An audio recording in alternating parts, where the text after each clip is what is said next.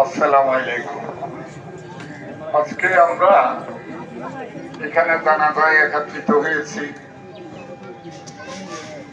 সিদ্দিক ভাই এবং মনোভাইয়ের দুই সন্তানের জানাজা পড়ার জন্য আমরা এখানে একত্রিত হয়েছি।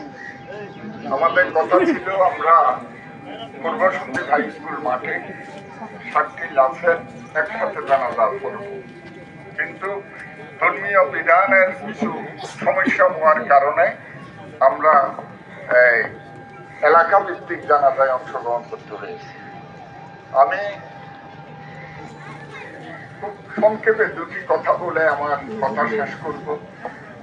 এই দীর্ঘ পরিক্রমায়, অর্থাৎ যেদিন আমরা এই ঘটনা শুনলাম, সকালে আমরা এখানে এসে সিদ্দিকের এবং মনোমিয়ার দুইজনের বাড়ি কিন্তু মোটামুটি, সেখানে যে ছাত্র শিক্ষার কান্নার রোল, আমার মনে হয় শুধু সারিকেত নয়, পুরা সন্দীপ সেদিন শোকে এসেছিল।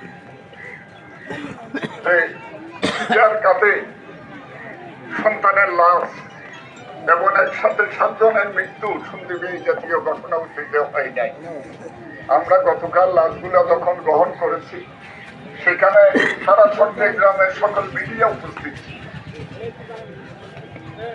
আমরা প্রতিক্রিয়া ব্যক্ত করেছি, অন্তর্বর্তীকালীন সরকারের কাছে আমরা আহ্বান করেছি, আমাদের দলের পক্ষ থেকে, আমার ব্যক্তিগত পক্ষ থেকে, এই যে 7টি ক্ষতিগ্রস্ত পরিবার এবং রাউজানের একটি পরিবার, এই 8 পরিবার থেকে প্রতি পরিবার থেকে একজনকে তাদের যোগ্যতা অনুযায়ী সরকারি চাকরির ব্যবস্থা করার জন্য, যাতে করে এই পরিবারগুলা ভবিষ্যতে